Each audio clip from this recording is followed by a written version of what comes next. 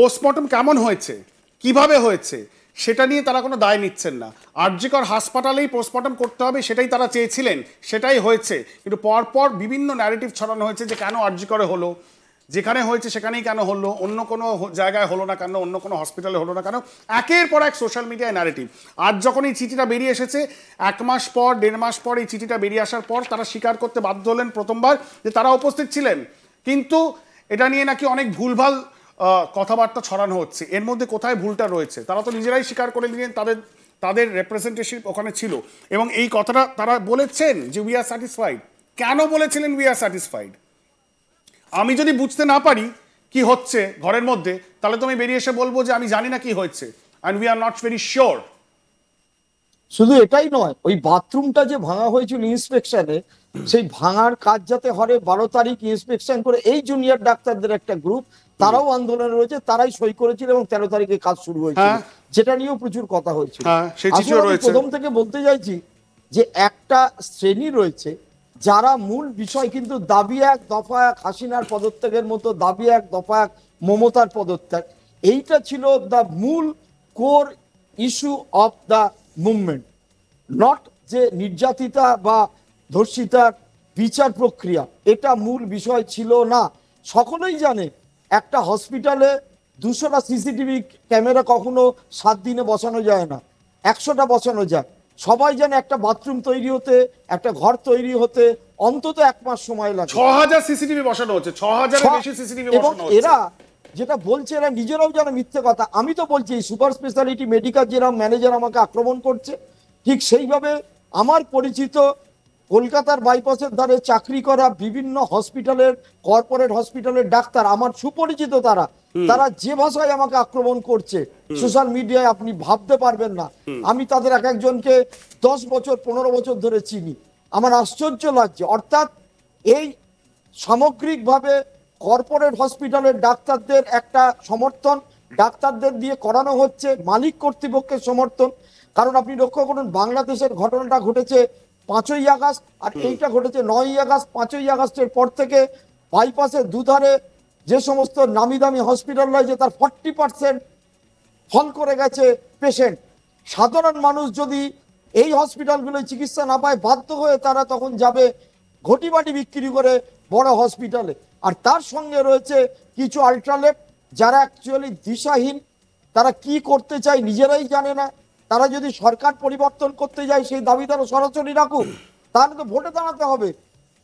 ও যেখান থেকে তারা শুরু করে আন্দোলন প্রত্যাহার করলো, সেখান থেকে আবার সুপ্রিম কোর্ট। আমি আশ্চর্য হয়ে যাচ্ছি, এরপর তো কারণ মানে যদি ধরা পড়ে তাহলে বলবে না ও তো সুপ্রিম কোর্ট। এরপর কি প্রশ্নটা সেখানে যে তারা সুপ্রিম কোর্টকেও ক্রিটিসাইজ করছে না আজ তাদের বিবৃতির মধ্যে। প্রশ্ন আমি আসছি, আমরাই বিচার করব, আমি আসছি প্রশ্ন আমি আসছি সুপ্রিম কোর্টকেও তারা ক্রিটিসাইজ করলেন আজকে। তাদের যে স্টেটমেন্ট সেখানে তারা বললেন যে তারা খুব একটা স্যাটিসফাইড নয় যেভাবে সুপ্রিম কোর্টের পুরো বিষয়টার হিয়ারিং চলছে। তারা এরপর কোথায় যাবেন আমি জানি না।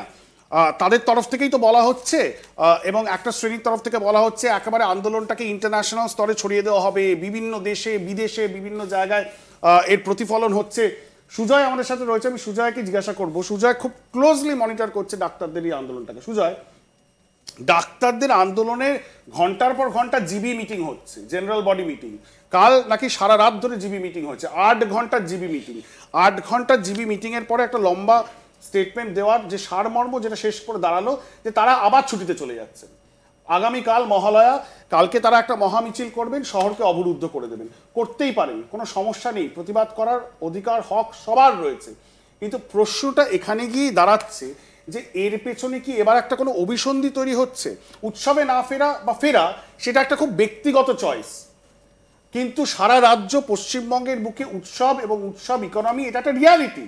সেই জায়গায় দাঁড়িয়ে যেসব ব্যবসায়ীরা তারা এই দুর্গাপুজোর ওপর পুরোপুরি নির্ভর করছেন, তাদের জীবন জীবিকায় অন্তরায় হওয়া, শহরটাকে অবরুদ্ধ করে যাওয়া।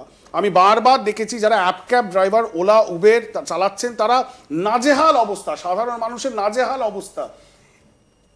সবাই এই আন্দোলনটাকে সমর্থন করেছিলেন এবং সবাই ন্যায় বিচার চাইছেন।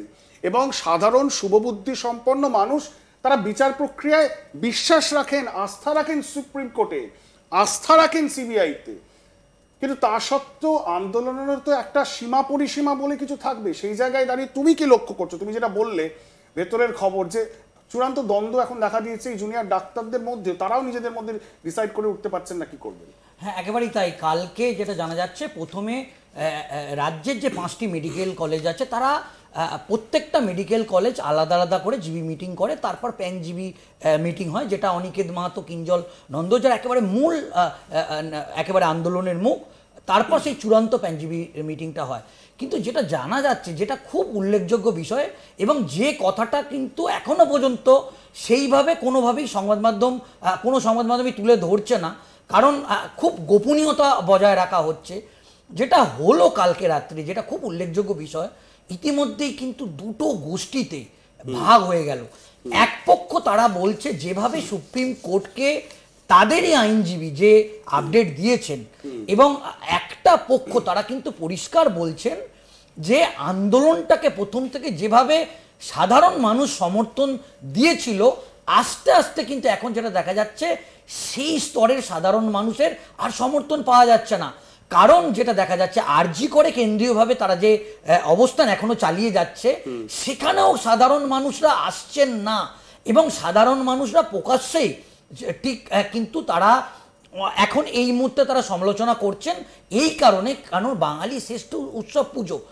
যদি সাধারণ মানুষের কথা ছেড়েই দিই, কিন্তু এই জুনিয়র ডাক্তারদেরই কিন্তু ভাগাভাগি হয়ে গেছে। এবং আমরা আজকে দেখলাম, খুব উল্লেখযোগ্য, আরজিকর হাসপাতালে যখন সাংবাদিক বৈঠক ঘোষণা করা হয় 10টায়, তার আগে একটা পুরো টিম হয়ে যায়, একটা গ্রুপ হয়ে যায়, তারা প্রিন্সিপাল যে অ্যাডমিনিস্ট্রেটিভ বিল্ডিং আছে তার একটা পাশে তারা নিজেরা আলোচনা করে। তারা বলছিল, আমরা শুনতে পাচ্ছিলাম যে তারা এই একেবারে গোটা রাজ্যে যে একেবারে কর্মবিরতি যাওয়ার যে একটা সিদ্ধান্ত নিচ্ছে, সেটা তারা সমর্থন করে না। কিন্তু আমরা যেটা দেখলাম, এবং সাংবাদিক বৈঠক আজকে পিছিয়ে গেল, যে 10টায় সাংবাদিক বৈঠক করার কথা ছিল, 11টায় সাংবাদিক বৈঠক হলো। আমরা দেখলাম যে ম্যানেজ করার চেষ্টা হলো, বোঝানোর চেষ্টা করা হলো। এবং এই চাপটা কোথা থেকে আসছে, যেটা এখনো পর্যন্ত আমরা এটা নিয়ে সাংবাদিক বৈঠকে যেরকম প্রশ্ন করেছিলাম, ঠিক আমরা যারা এখনো পর্যন্ত আন্দোলন যারা করছে, তাদের একটা স্তর যারা কিছুটা হলেও মনে করছে যে সাধারণ মানুষ এই যে কর্মবিরতিটা মেনে নেবে না, তাদেরকে আমরা সেম প্রশ্ন করেছিলাম যে আপনাদের তরফ থেকে কি কোনো চাপ আসছে বা কিছু।